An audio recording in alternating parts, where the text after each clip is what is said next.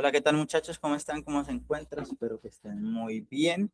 Seguimos con nuestra tutoría número 4, correspondiente a la unidad 3, contabilidad pública. En esta contabilidad pública, en la anterior tutoría, vimos toda una introducción sobre lo que era la conformación y la creación de la contabilidad pública, cómo se crea la Contaduría General de la Nación, cómo está compuesto desde lo público, las organizaciones, y desde ahí comenzamos a hablar de unas normas técnicas relativas a lo que era el estado de resultado, el estado de situación financiera, que era nuestro activo, nuestro pasivo y patrimonio. Miramos algunas cuentas importantes que se modifican conforme a su plan general de cuentas del sector público, cómo poder descargar ese plan general de cuentas público y desde ahí cómo comprender cada uno de los conceptos en su eje diferenciador. En esta tutoría número 4, nosotros vamos a hablar sobre la segunda parte, por decir así, de las cuentas que componen, de los grupos que componen ese plan único de cuentas en el sector público. En este caso, las cuentas de actividad financiera, económicas, sociales y ambientales. ¿Quiénes son esas? Ingresos, gastos y costos. Costos operativos, costos de producción, entre otros. Vamos a ir visualizando con ejemplos cada uno de estos temas y mirar esos ejes diferenciadores de los conceptos. Entonces, cuando nosotros hablamos de cuáles son nuestras normas relativas de actividad financiera, económica, social y ambiental, hablamos de nuestros ingresos, gastos y costos, como nosotros lo podíamos visualizar, y en los cuales, digamos, estos incurre la entidad contable pública durante el desarrollo de sus funciones. Y con estas cuentas de actividad nos permite reflejar el resultado de nuestra gestión en cumplimiento de nuestras actividades ordinarias.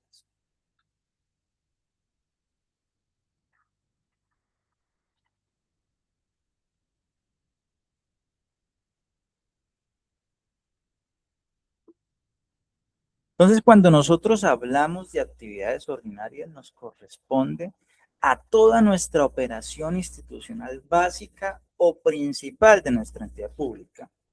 ¿Cómo conocemos nosotros nuestra operación básica? Es conocer nuestras funciones que tiene.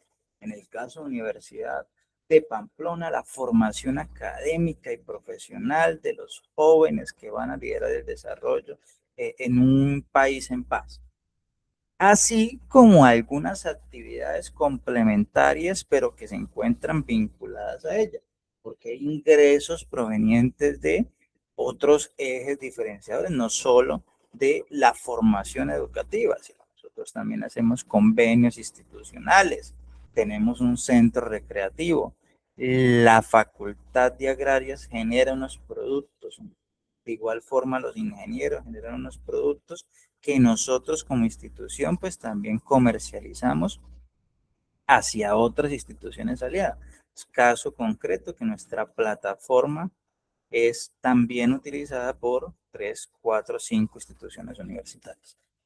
Por su parte también existen las partidas extraordinarias. Estas partidas extraordinarias provienen de hechos, transacciones u operaciones que nos esperan que ocurran de manera frecuente, lo que nosotros mencionábamos, cosas que de un hecho por alguna situación se presentan para ejercer, digamos, un ingreso correspondiente por una donación, por una venta de un comodato, una venta de una entrega de un producto, una infraestructura, pero que no es recurrente. Vamos a ver un ejemplo sobre esto.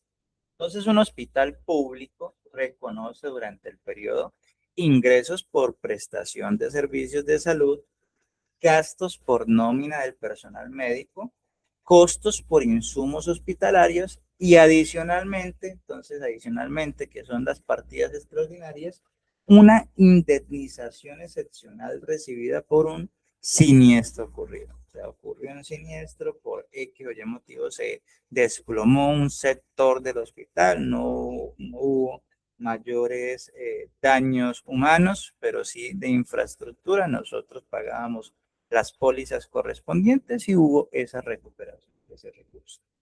Los tres primeros hacen parte de las actividades ordinarias. La indemnización por su naturaleza puede tratarse como una partida extraordinaria. Entonces acá inicialmente en las normas técnicas relativas vamos a ver los ingresos, nuestros gastos y nuestros costos y conocemos que existen ingresos, costos y gastos de partidas ordinarias y partidas extraordinarias. Entonces vamos a comenzar con nuestro primer grupo. En este caso, en nuestro primer grupo aparecen los ingresos. Ahí nosotros generamos una expresión monetaria de los flujos percibidos en la entidad contable pública durante el periodo contable que compone 1 de enero a 31 de diciembre, susceptibles a incrementar el patrimonio público. Estos ingresos pueden originarse en actividades ordinarias, actividades complementarias, obvio. Ojo que no estamos hablando de extraordinarias, estamos hablando de actividades complementarias en transferencias nacionales, en operaciones interinstitucionales, los convenios interadministrativos, entre otros hechos que se generan, digamos, el gran cúmulo de la contabilidad de los ingresos del sector público. Entonces, su reconocimiento deberá de realizarse conforme a principios de causación, es decir, cuando surja el derecho de cierto cobro, aunque el dinero no haya sido recaudado todavía. Entonces, ojo con esto que va a salir en el taller. El reconocimiento deberá realizarse conforme al principio de causación.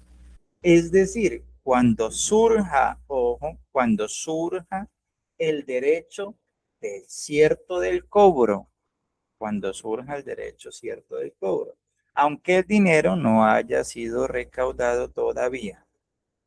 En el caso de ingresos tributarios, por ejemplo, el reconocimiento se asocia al acto administrativo, a la declaración tributaria o a la liquidación oficial en firme, según corresponda. Vamos a ver un ejemplo de esto. Asimismo, las devoluciones, descuentos o rebajas que afecten estos ingresos deberán registrarse como un menor valor del ingreso independientemente de la vigencia en la que se haya causado. En español, ejemplo aplicado. Una alcaldía, las alcaldías, ustedes saben que anualmente ellos en los primeros 3 meses liquidan el impuesto predial. Entonces, al momento de liquidar una alcaldía pequeña de cuarta categoría, genera una liquidación en total de prediales en el año de 600 millones. Entonces, en el transcurso de ese año que ella liquidó esos 600 millones, solo logró que una gran parte de estos, que son 420 millones, esas personas efectivamente consignaran y pagaran ese predial. El restante, los otros 180 millones, no generaron el pago, o sea, adeudan todavía el predial para ese año. Entonces, ahí inicia una pregunta de nosotros, ¿cómo reconocemos? Vamos a llevar a contabilidad los 600 millones o los 420 millones. Entonces, en el principio de causación nos dice que cuando surja ese derecho de cobro, de cierto cobro, así no se hubiese recaudado. Entonces, en el principio de causación lo que nos dice es, existe un derecho mediante un acto administrativo, que es la declaración tributaria que nosotros emitimos como institución para que las personas puedan pagar ese predial. Entonces, esa obligación tributaria que se está generando por un recaudo, por un derecho cierto de un cobro, a pesar de que no se registre ese recaudo, nosotros ya debemos de reconocerlo porque a ciencia cierta, esta persona tarde o temprano deberá de realizar ese pago. Entonces, en el principio de causación, el reconocimiento del ingreso no depende únicamente del recaudo, o sea, de los 480, sino del derecho cierto del cobro que ya se generó jurídicamente. O sea, el derecho cierto del cobro es la liquidación de los 600 millones porque existen unos propietarios que al momento de liquidar generaron estos 600 millones. Por acá, quedármelo ya.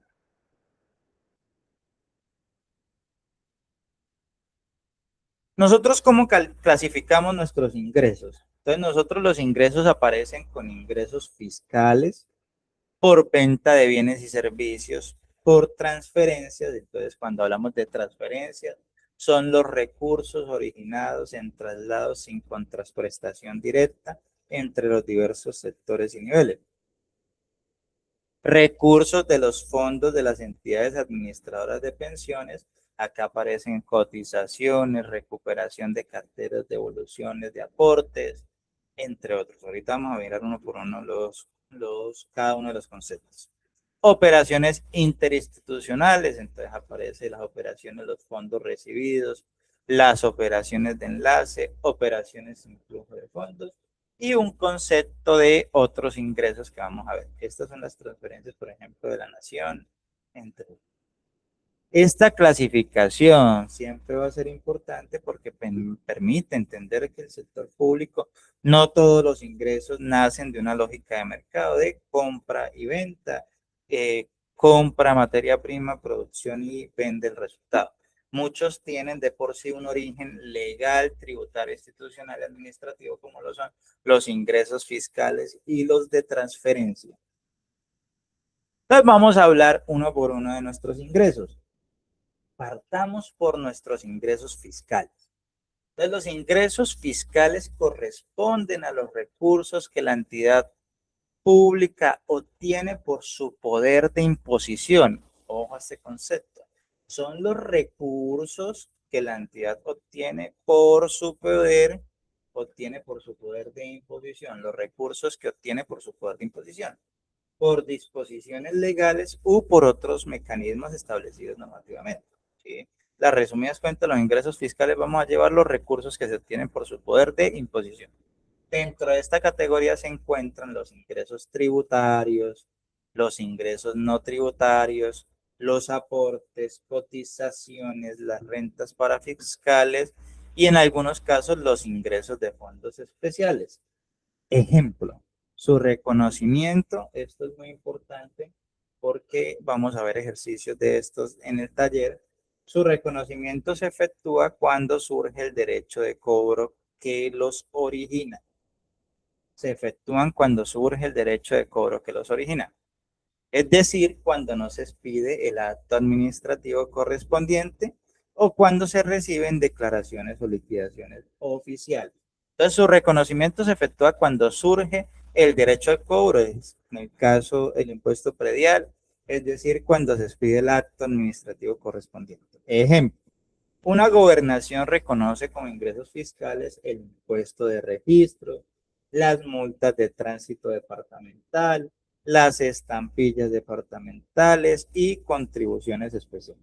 Todos estos recursos incrementan el patrimonio público, pero no porque la entidad hubiese vendido un bien o un servicio, sino que existe un fundamento legal que autoriza su recaudo. Por ejemplo, la estampilla pro cultura, estampilla pro desarrollo, estampilla pro educación, entre otro tipo de estampillas que utilizan las gobernaciones como mecanismo de financiación. Después aparecen los ingresos tributarios. Los ingresos fiscales, desde los ingresos fiscales surgen los ingresos tributarios. Los ingresos tributarios están conformados por los diferentes impuestos nacionales, departamentales, distritales y municipales, así como por sobretasas que correspondan. Su origen se encuentra en la ley o en las normas territoriales que establezcan el tributo. Su hecho generador, la base gravable y sujeto obligado. Esto está en los estatutos municipales, departamentales y el estatuto nacional, ¿no? Entonces ustedes saben que cada municipio cuenta con su estatuto tributario en donde regula las tasas impositivas, en este caso impuesto al consumo o sobretasas que permitan financiar directamente. Por eso es que cuando nosotros hablamos de ingresos fiscales, por eso nosotros decidimos dividir los ingresos tributarios, que estos se dan por tasas impositivas. Son ingresos tributarios, en este caso, las alcaldías, los impuestos prediales, alcaldías, el impuesto de industria y comercio, alcaldías, las sobretasas de la gasolina, ejemplo, gobernación, el impuesto de registro y otros tributos creados, llámese por acuerdos gubernamentales de los consejos, que son los municipios, ordenanzas, que son los departamentos, o leyes, que son nacionales. Ingresos no tributarios. Cuando hablamos de los ingresos no tributarios, comprenden recursos que recibe la entidad pública por conceptos distintos de nuestros impuestos. Entonces, aunque también, digamos, tengamos soportes legales, un carácter obligatorio en muchos casos, aquí se ubican los ingresos que no pudiesen considerarse tributarios, como multas, intereses, sanciones, derechos, concesiones, arrendamientos y otros conceptos similares que no son ingresos tributarios, o sea, ingresos que están consolidados por un estatuto tributario. Entonces, su reconocimiento contable depende del nacimiento del derecho del cobro. Depende del nacimiento del derecho de cobro en concordancia con el acto administrativo. Ejemplo, una alcaldía recauda 30 millones por multas urbanísticas, los que hace él las secretarías de gobierno. Entonces, las secretarías de gobierno, hay personas que se les hace fácil evadir, digamos, la responsabilidad de sacar su licencia de construcción. Entonces, en este caso se dan esas multas urbanísticas. 18 millones por arrendamientos de locales comerciales de su propiedad. Las instituciones públicas, por ejemplo, la alcaldía de San José de Cúcuta tiene aproximadamente unos 30 locales comerciales en el UIT. Estos los pueden arrendar y ese recurso va destinado a ingresos no tributarios. Y 12 millones por tasas administrativas. Entonces, estos valores corresponden a todas las clases, digamos, ejemplos cortos de tipos de ingresos no tributarios correspondientes.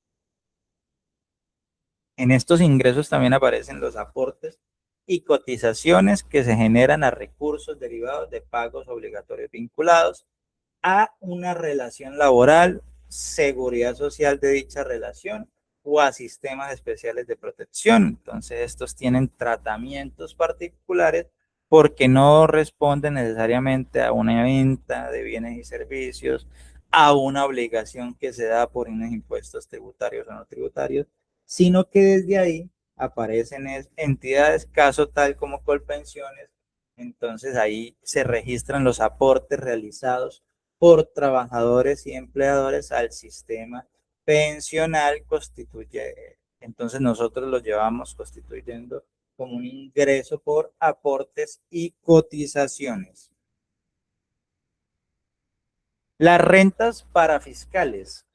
Entonces, cuando nosotros hablamos de rentas parafiscales, son gravámenes establecidos por la ley que afectan a un grupo económico o social determinado y cuyos recursos se utilizan en beneficio del mismo sector que los aporta.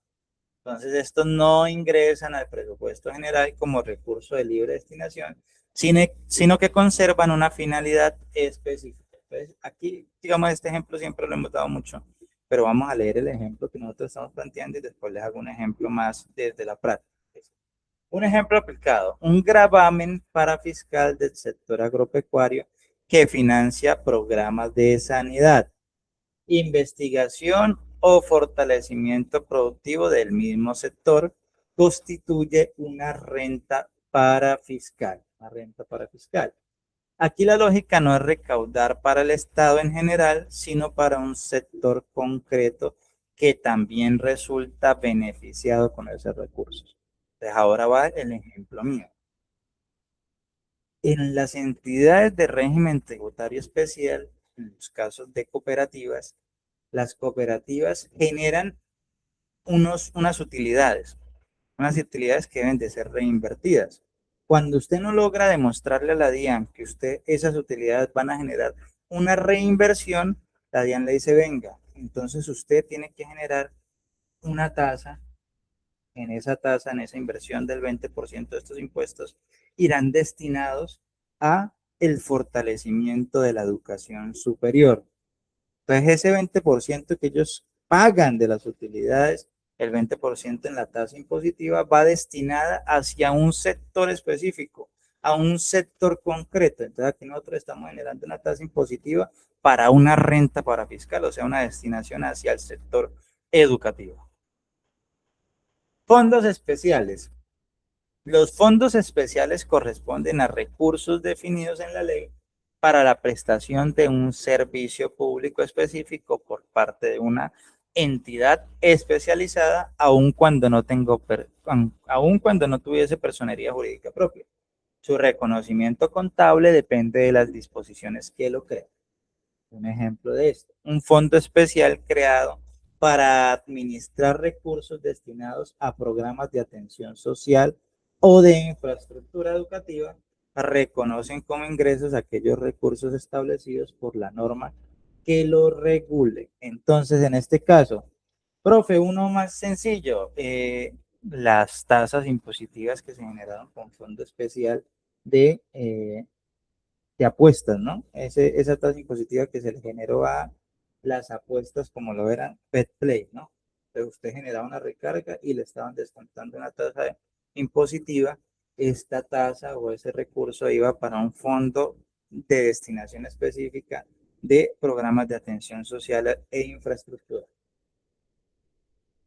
Ingresos por venta. Entonces aquí estábamos hablando de todo lo correspondiente a ingresos fiscales. Entonces nosotros podríamos decir que dentro de los ingresos fiscales aparecen unos tipos de ingresos fiscales. Entonces colocamos que están los ingresos tributarios, los no tributarios, teníamos los aportes y cotizaciones, las rentas parafiscales,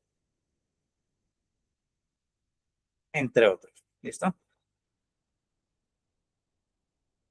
Aparece un concepto que es ingreso por venta de bienes. Vamos aquí, ingresos por venta de bienes y servicios. Entonces, los ingresos por venta de bienes y servicios corresponden a los recursos generados cuando la entidad pública desarrolla actividades de comercialización o presta servicios individualizables a cambio de una contraprestación económica. Aquí se ubican, por ejemplo, venta de productos, prestación de servicios educativos, servicios de telecomunicaciones, servicios financieros, entre otros. Entonces, un ejemplo, aquí en la venta de bienes y servicios, una universidad pública cobra matrículas y derechos pecuniarios por servicios académicos. Entonces, esta es un ingreso por venta de bienes y servicios, porque realmente no se está dando de la matrícula general, sino de unos derechos pecuniarios por servicios académicos. Entonces, nosotros tenemos, ojo que en el sector educativo, cuando usted genera un estado de resultados, de un estado de ingresos, ¿sí? Un estado de resultados, un estado de resultados. En el sector educativo usted va a ver que dice una parte transferencias, otra parte le va a decir ingreso por venta de bienes y entonces en la venta de bienes le va a aparecer ese 10%, ese 8%, por ejemplo, que ustedes están pagando aquí por derechos pecuniarios, en las matrículas, por seguro, entre otras cosas. Ya el tema de alquileres de espacio, entre otras cosas. Listo, están las transferencias aparecen dos tipos de transferencias, más la de cooperativismo que equivale más o menos al 0,5% de los ingresos de las universidades. Un hospital público factura servicios médicos prestados a una EPS. Una empresa de servicios públicos factura el servicio de acueducto y alcantarillado. Entonces, todos estos casos corresponden a ingresos por venta de bienes y servicios. Transferencias. Entonces, las transferencias corresponden a recursos originados en traslados sin contraprestación directa entre distintos niveles. Su reconocimiento se efectúa cuando surge el derecho cierto de cobro y existe el acto de reconocimiento o la disposición que les da soporte. Ejemplo, la nación gira recursos a un municipio para financiar el PAE. Para el municipio receptor, esos valores se reconocen como transferencias nacionales. ¿Listo? Aquí no hay venta ni prestación directa, por eso es que acá nos dicen que sin contraprestación directa, o sea, acá no hay una prestación directa, es un traslado netamente de recursos, lo que les mencionaba del recurso, ejemplo, de la matrícula cero, las transferencias nacionales, del sector educativo. Operaciones interinstitucionales, que es nuestra tercera fase del organigrama que estábamos visualizando. Las operaciones interinstitucionales comprenden aportes y traspasos entre entidades públicas, con o sin situación de fondo. Incluyen también operaciones en las cuales una entidad administrativa que finalmente administra recursos que finalmente serán pagados o ejecutados por otras. Ya ahorita les digo que un ejemplo bien bacán. Estas operaciones son comunes en la administración pública y requieren reconocimiento contable porque afectan la estructura financiera. Ejemplo, un ministerio entrega equipos de cómputo a un establecimiento público para fortalecer su capacidad operativa. Aunque no se trate de una venta, la operación debe reconocerse contablemente como una operación interinstitucional. Aquí, por ejemplo, puede suceder cuando usted firma un convenio interadministrativo, entonces usted recibe una cantidad de 300.000 millones de pesos. Pero esta entidad realmente nosotros lo único que estamos haciendo es la administración. Nosotros lo único que estamos haciendo es administrar un recurso. Nosotros lo recibimos, pero este recurso tiene una destinación específica de ayudar a unos programas que tienen las comunidades indígenas, por ejemplo. Entonces nosotros lo único que hacemos es prestar un servicio de el mantenimiento, la administración de ese recurso que al final va a llegar en cuotas moderadas a estos, estas entidades públicas o privadas. Recurso de los fondos de entidades administradoras de pensiones. Entonces, estos recursos comprenden cotizaciones, recuperaciones de cartera, bonos pensionales y demás conceptos. Su clasificación es especializada y responde a la naturaleza particular de un sistema pensional. No lo vamos a abordar mucho, pero pues se reconoce esos ingresos por los pagos y los aportes que se siguen dando. Entonces, una entidad administradora de pensiones, que es una entidad pública, Colpensiones, por ejemplo, cotizaciones, él recibe cotizaciones mensuales recibidas, recuperaciones de cartera de las personas que no dejaron de hacer los pagos a pensión, cuotas y partes pensionales cobradas a otras entidades, por ejemplo, que generan ese traslado de caja.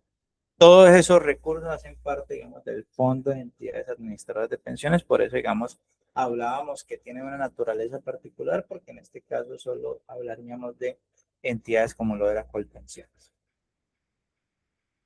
Cuando hablamos de otros ingresos, aquí nosotros comprendemos los recursos de la entidad pública que no provienen directamente por actividades básicas, pero que igual van a incrementar nuestro patrimonio público.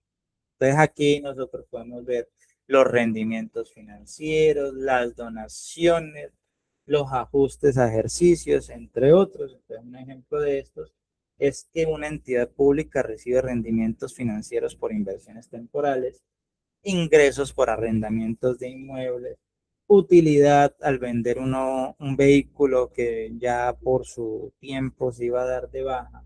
Entonces, estos recursos se reconocen como otros ingresos porque ese vehículo que estamos vendiendo no lo vamos a tener ya en nuestro inventario para un posible ingreso a futuro. Con esto nosotros estamos hablando de los tipos de ingresos que tienen nuestras entidades públicas. Entonces aquí vamos a, déjenme compartir un momentico acá y voy a revisar estados financieros.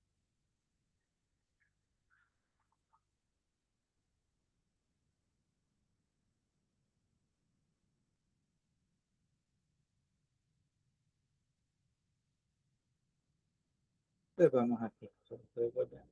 Ya vuelvo acá un momentico. ¿Listo? En este caso, nosotros estamos mirando un ejemplo del estado de situación financiera de contabilidad, o sea, el estado de resultado comparativo de diciembre de 2023. Entonces, vamos por acá, donde lo podamos rayar. Descarga.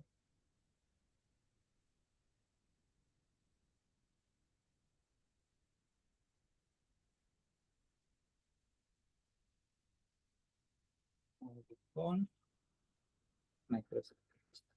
Este sí nos va a permitir. Entonces nosotros hablábamos de varios tipos de ingresos. En este caso lo que nosotros vamos a observar aquí son unos ingresos muy particulares. En este caso, ingresos operacionales, servicios educativos, devoluciones de los servicios educativos, transferencias. Entonces, ojo que acá estamos viendo nuestros ingresos operativos, nuestras transferencias y nuestros otros ingresos. Ya estamos mirando que la Universidad de Pamplona hace parte de sus otros ingresos,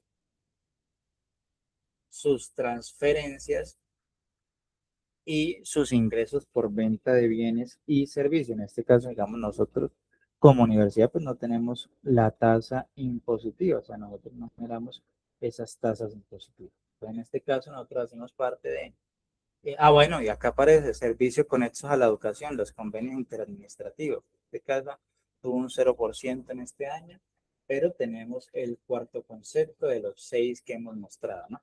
Servicios educativos, servicios de convenio interadministrativo, transferencias de la nación y otros ingresos. Y esto nos da los ingresos operacionales. Entonces, vamos ahora a hablar de nuestros gastos y después de nuestros costos. Entonces, volvimos acá.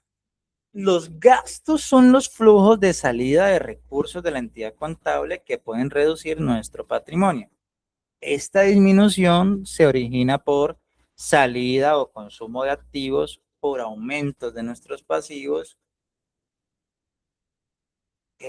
Los gastos, digamos, se dan en necesariedad cuando hacemos nuestra actividad constante, ordinaria, administrativa, social, operativa del ente, pero también puede surgir por hechos extraordinarios, como situaciones estimadas que requieran un reconocimiento por una situación que se pueda dar. ¿Listo?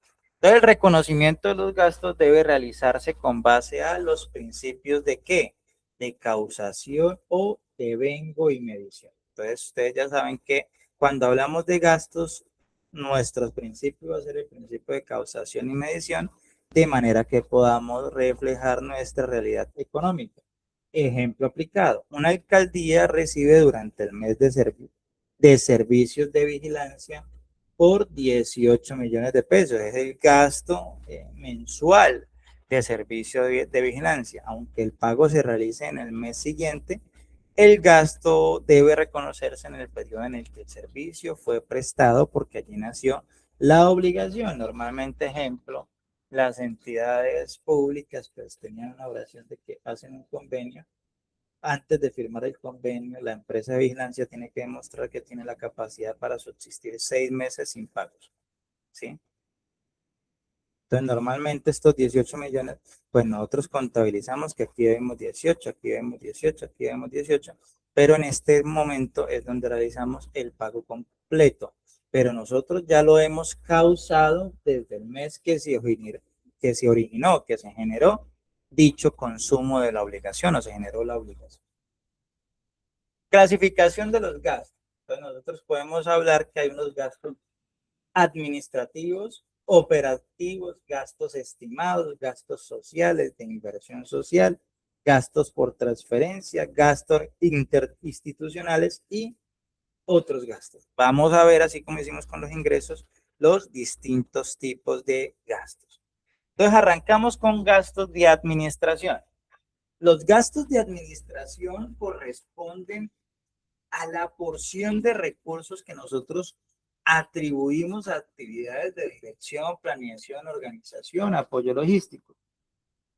Nosotros se relacionan con la estructura para que la entidad opere en el día a día. Ejemplo de estos administrativos son la nómina del personal, el pago de los servicios públicos, la luz, el agua, el arrendamiento de oficinas. Recuerden que yo les daba un ejemplo de la alcaldía de San José de Cúcuta, que ellos alquilan o tienen arrendado unas oficinas para la operatividad de la Secretaría de Educación, porque digamos la alcaldía le quedó pequeña para la estructura tan completa que tiene en contratación y en equipo operativo.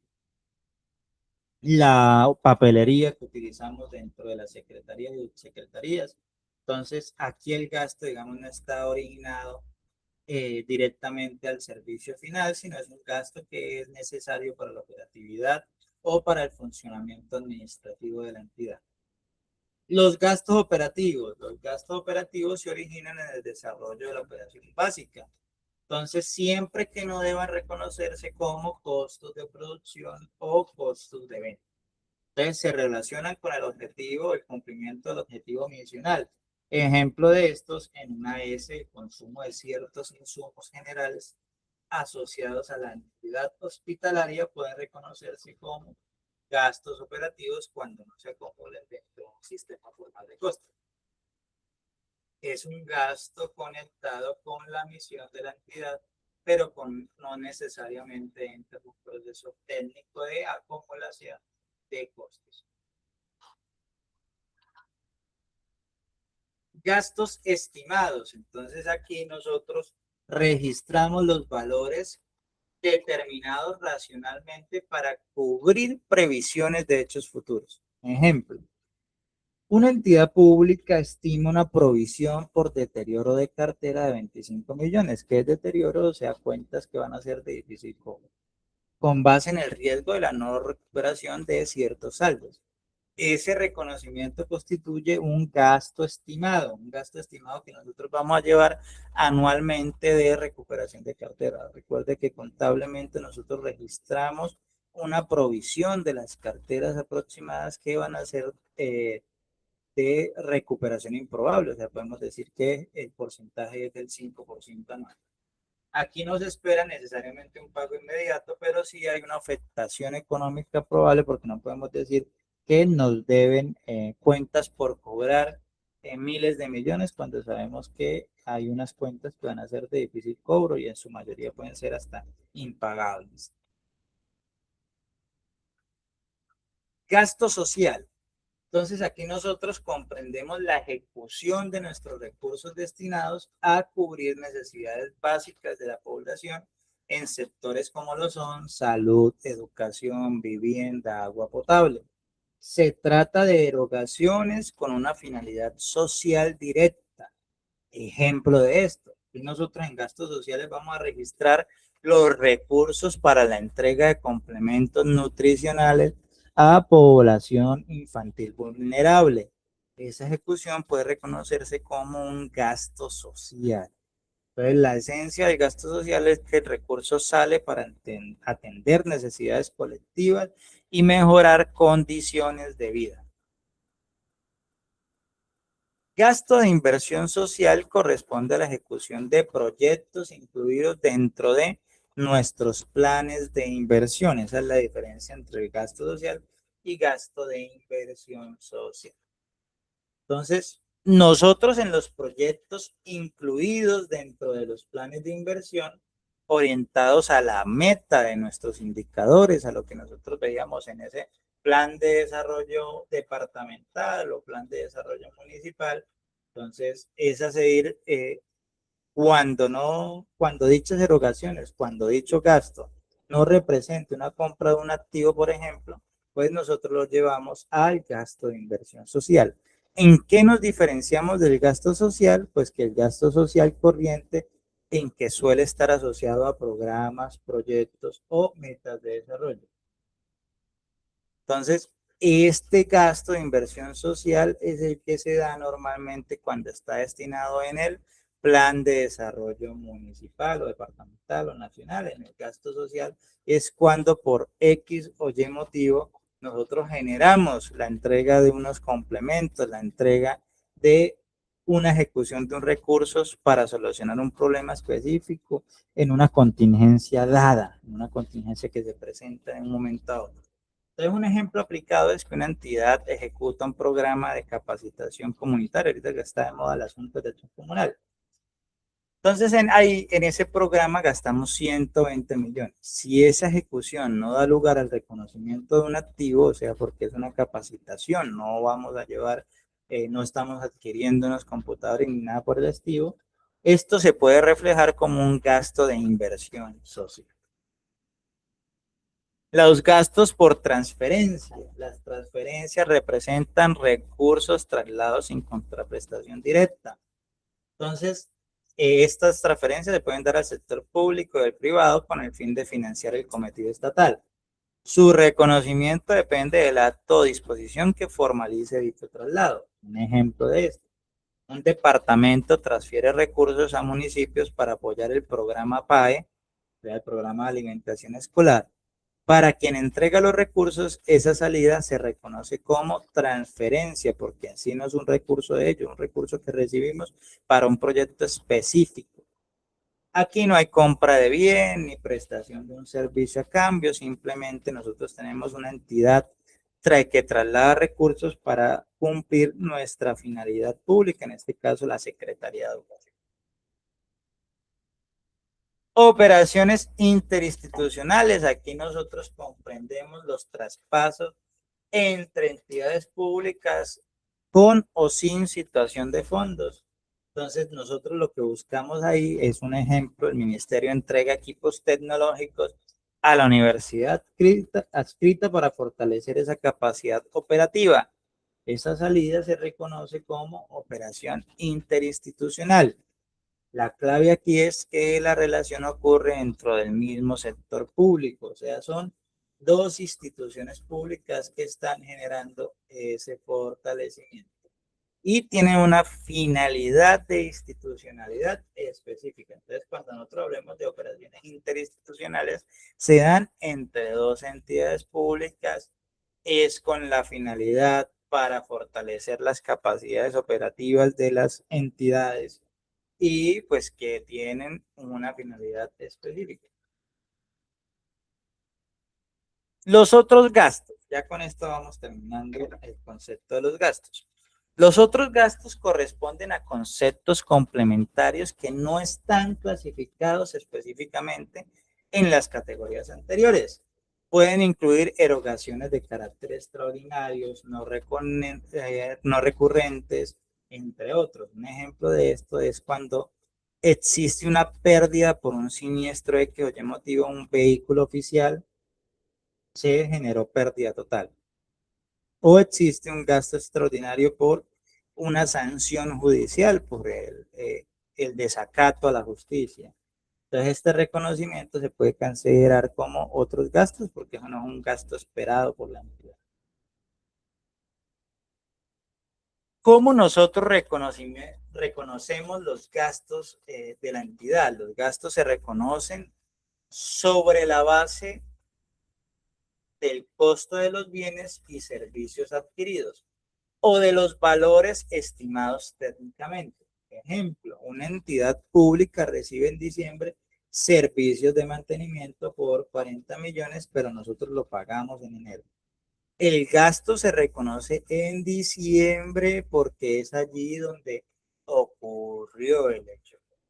Entonces, la palabra de dónde ocurre el hecho económico es en ese momento usted debe de reconocer los gastos, no cuando usted lo vaya a pagar, sino cuando usted reconoce que ocurre el hecho económico. Entonces, si nosotros en diciembre vamos a hacer unos mantenimientos, van y hacen los mantenimientos, pero pues no teníamos plata para pagarle en un mes de pago. Entonces, en enero es que tuvimos el recurso y le consignamos los 40 millones. Pero nosotros antes de hacer cierre fiscal del año anterior, teníamos que haber registrado los 40 millones.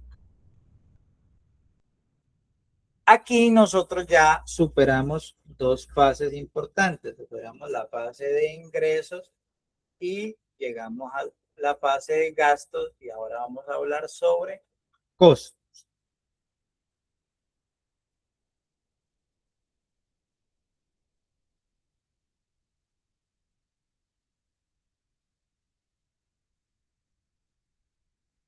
El costo de venta comprende el valor de las erogaciones y cargos asociados a la adquisición o producción de bienes y la prestación de servicios vendidos.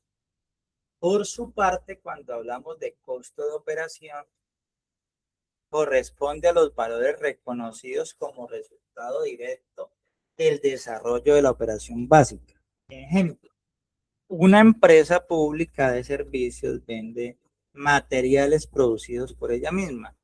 Los costos directamente asociados a esos bienes vendidos se reconocen como costo de venta, o sea, los costos de ese material producido se registran como costo de venta.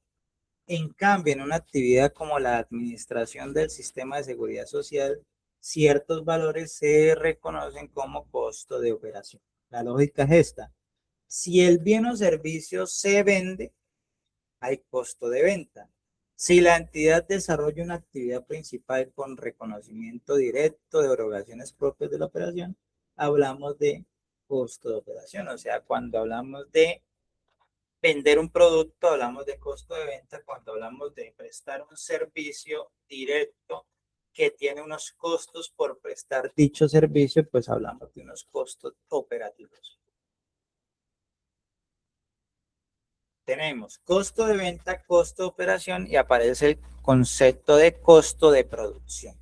Entonces, en el costo de producción comprende las erogaciones y cargos asociados directamente cuando nosotros producimos un bien o prestamos el servicio de los cuales obtenemos ingresos. Ahí nosotros también incluimos costo de bienes o servicios individualizados producidos para suministrarse a la comunidad. Ejemplo nuevamente, una empresa pública de salud produce servicios médicos. Los costos directamente asociados a la prestación del servicio pueden integrarse dentro del costo de producción. O sea, no solo estamos incluyendo los costos de los productos que nosotros estamos entregando, sino tenemos que comprender que cuando hablamos de costo de producción y nuestro producto principal es prestar un servicio médico, pues todo lo que hace parte de la prestación o que hace posible la prestación de dichos servicios se debe de reconocer como el costo de producción, o sea, el personal, la mano de obra, las materias utilizadas para generar ese servicio, entre otras situaciones, se considerarían costo de producción cuando su servicio es ese mismo, ¿no? El de médico. Pero nosotros para poder hablar y conocer el costo de producción necesitamos sí o sí conocer el concepto de qué es un servicio individualizable. Entonces, un servicio individualizable es aquel que puede prestarse de manera particular a un usuario específico y cuya utilización reduce la posibilidad de prestarlo simultáneamente. Ejemplo, una consulta médica especializada, una matrícula académica, un servicio de transporte público individualizado, pueden analizarse como servicios individualizables porque se prestan a sujetos determinados, o sea, un estudiante específico, a una persona con una enfermedad específica. Nosotros, ¿cómo reconocemos el costo de venta, el costo de operación o el costo de producción?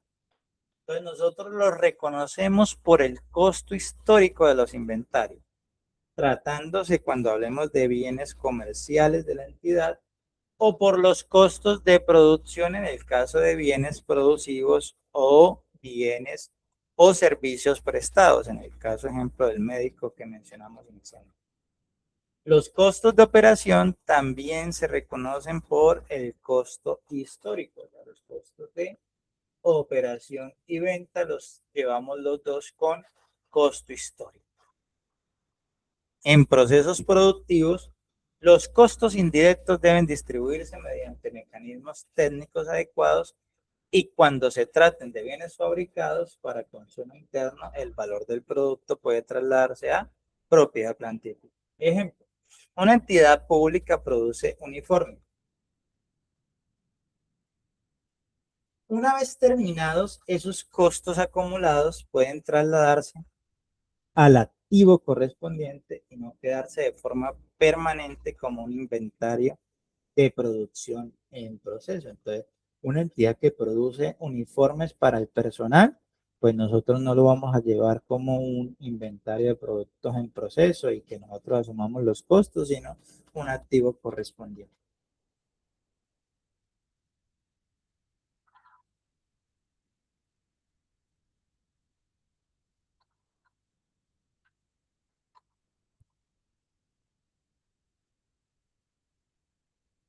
Una empresa pública en la revelación de los costos, una empresa pública de transporte puede revelar sus costos separados. Lo puede revelar mediante los combustibles y mantenimientos, nóminas operativas y repuestos y costos indirectos distribuidos por centro de costos. Pues ustedes lo van a ver en costos 3, que son todo el tema de centro de costos y ABC. Como lo explico, no basta con saber cuánto costó algo, también es necesario mostrar en qué actividad o de qué actividad proviene, cómo se acumuló y bajo qué criterio se distribuye. Vamos aquí un momento, vamos a hacer una pausa aquí antes de continuar porque acá ya estaríamos mirando ingresos, gastos y costos. Entonces sabemos que los costos tenemos de venta, de operación y de producción. ¿Listo? De producción, de venta y de operación.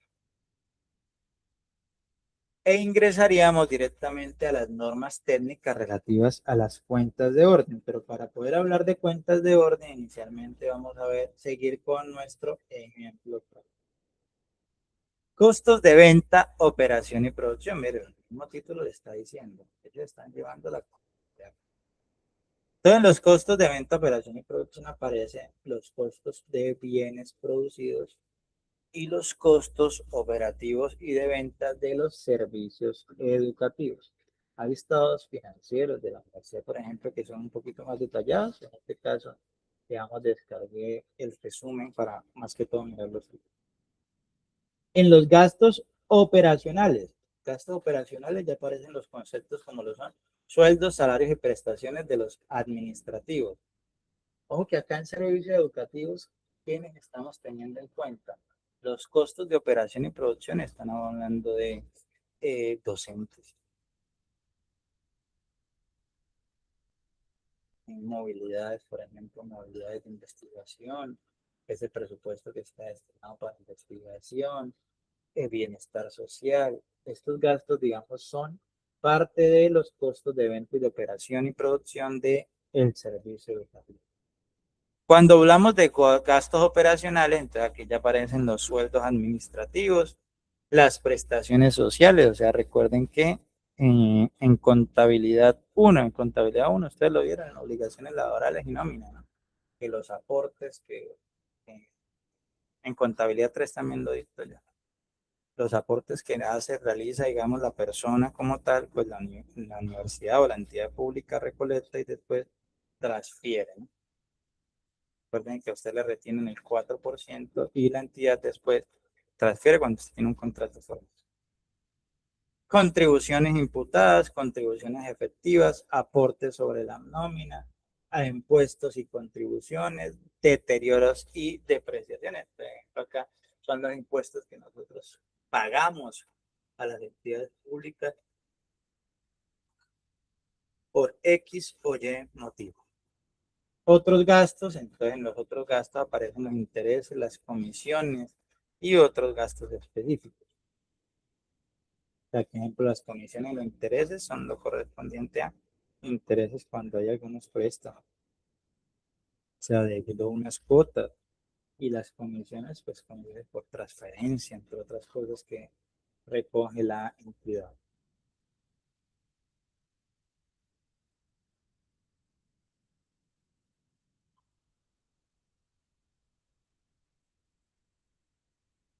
Ya con esto nosotros podemos hablar de que nosotros vimos en un eje inicial nuestras normas relativas a las cuentas de actividades financieras, económicas, sociales y ambientales, o sea, ingresos, costos y gastos. En este caso vamos a ingresar a las normas técnicas de cuentas de orden. Cuentas de orden es muy rápido visualizar. Las cuentas de orden como deudoras y acreedoras representan la estimación o el control de hechos y circunstancias que puedan afectar la situación financiera. También comprendemos el valor de bienes y derechos y obligaciones que requieren seguimiento administrativo. Su función principal no es reflejar inmediatamente que es un activo, un pasivo, un resultado, sino permitir el control, seguimiento, conciliación y revelación de hechos que por su naturaleza puedan llegar a influir o a variar el resultado en el ejercicio de la operatividad de la entidad. Entonces, en las cuentas de orden, un ejemplo, es cuando nosotros nos encontramos viciados en un proceso judicial en el que nosotros podíamos resultar obligados a pagar una suma importante de indemnización por dicho hecho. Mientras no exista esa certeza plena de que de verdad tenemos que pagarlos, pues nosotros lo vamos a llevar a una cuenta de orden el valor posible que pudiese devengar ese resultado del proceso judicial, pues lo llevamos a una cuenta de orden. En las cuentas de orden acreedoras y deudoras aparece un concepto que son cuentas de orden contingentes. Las cuentas de orden contingente registramos hechos, condiciones o circunstancias existentes que implican incertidumbre sobre un posible derecho u obligación a cargo de una entidad pública. Estas contingencias se clasifican como eventuales o remotas. Ejemplo de esto, una entidad pública otorga una garantía contractual en favor de un tercero, mientras no se materialice el incumplimiento que obligará a hacer efectiva esa garantía, la situación se mantiene como contingencia en cuentas de orden. O sea, desde el momento en que nosotros no vayamos a hacer obligatorio el incumplimiento, digamos, de esta garantía, pues nosotros lo llevamos a una cuenta de orden de cuánto nos pudiese costar o cuánto nos pudiese generar dicho proceso. Deudoras contingentes. Aquí nosotros en deudoras contingentes estamos incluyendo los bienes y derechos que puedan surgir provenientes de garantías, pensiones, reconocimientos económicos. Ejemplo, cuando una alcaldía presenta una reclamación ante Colpensiones por daños sufridos ante una póliza de riesgo por daños sufridos en un bien oficial.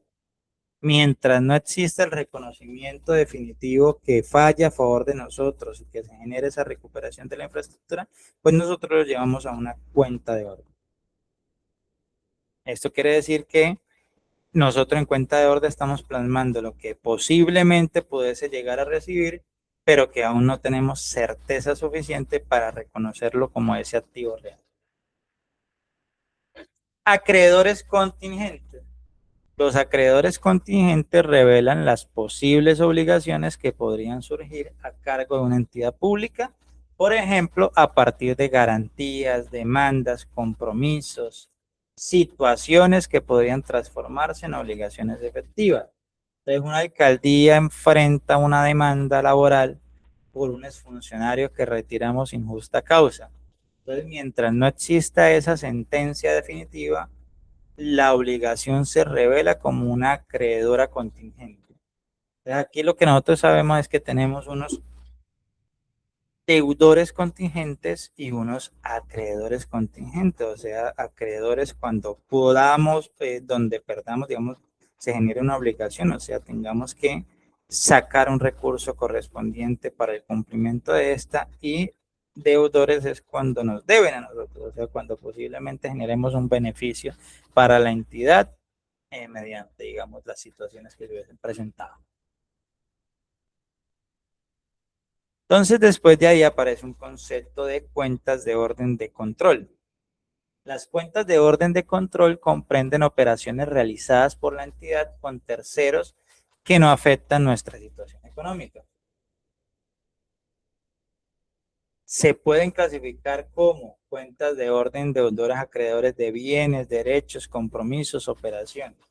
Ejemplo, una entidad pública que entrega unos bienes en comodatos a otra institución, mientras no cambie la propiedad o la titularidad de ese bien, la situación puede requerir control mediante unas cuentas de orden de control, obligadas a acreedoras o deudores.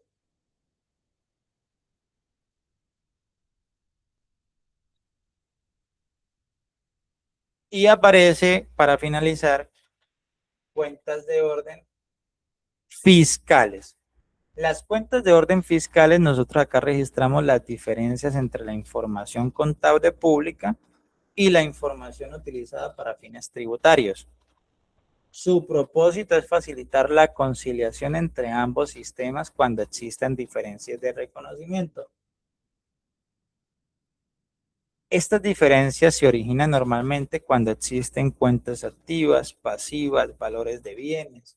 Entonces, cuando una entidad reconoce contablemente una depreciación con el criterio técnico que nosotros manejamos de 5, 10, 20 años, pero en los efectos fiscales la base de liquidación es diferente, o sea, nos dice que nosotros podemos solo depreciar el 5% y en la depreciación de los años estaríamos depreciando un 10 a un 15% en ese año.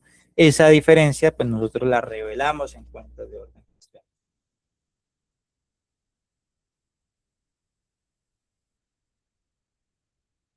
Pero nosotros, ¿cómo definimos cuándo puede ser considerada una cuenta de orden y cuándo no?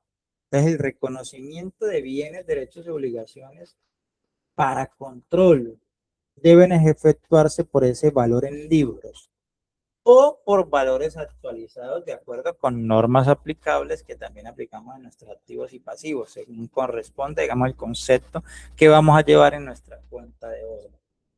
Ejemplo, un vehículo oficial dado de baja, pero que aún no ha sido vendido ni entregado para disposición final, puede continuar registrado en cuentas de orden de control para garantizar el seguimiento administrativo. En español, ¿qué nos dice eso? Un vehículo que no opera ya, que la alcaldía no lo tiene funcional, pues nosotros, pero que aún no ha salido comprador, porque lo estamos ofreciendo, digamos, para el quien lo quiera adquirir, pues nosotros lo llevamos a cuentas de orden de control para garantizar ese seguimiento de ese vehículo.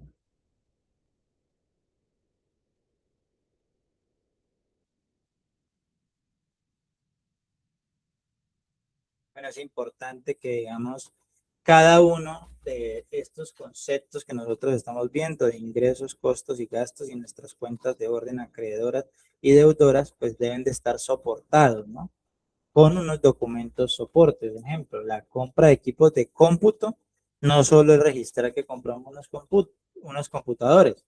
Nosotros registramos ahí la orden de compra, la factura, el acta de recibido, el comprobante contable del registro correspondiente de dicho acto, de dicha compra. O sea, básicamente que nosotros cómo medimos o cuál es nuestro soporte que respalda la compra del equipo de cómputo son las facturas, el acta de recibido, la orden de compra, entre otros. Aquí cerramos con la reglamentación legal del control en Colombia. Entonces nosotros conocemos que el control interno está reglamentado por la ley 8793, en donde buscamos que, sí, que el Estado sea eficiente y preste unos servicios públicos. La contabilidad está reglamentada por la ley 298 del 96, que nuestro objetivo principal es el control social.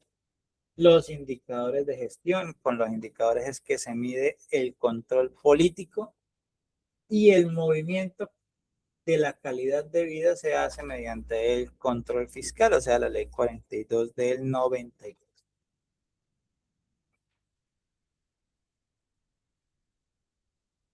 ¿Nosotros qué vimos el día de hoy?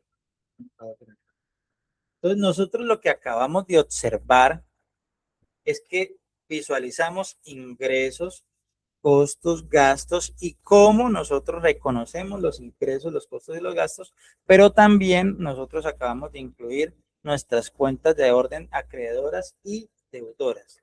¿Qué vamos a hacer a continuación? Vamos al ejercicio práctico. Nuestro ejercicio práctico es muy sencillo. Vamos por acá, tutorías,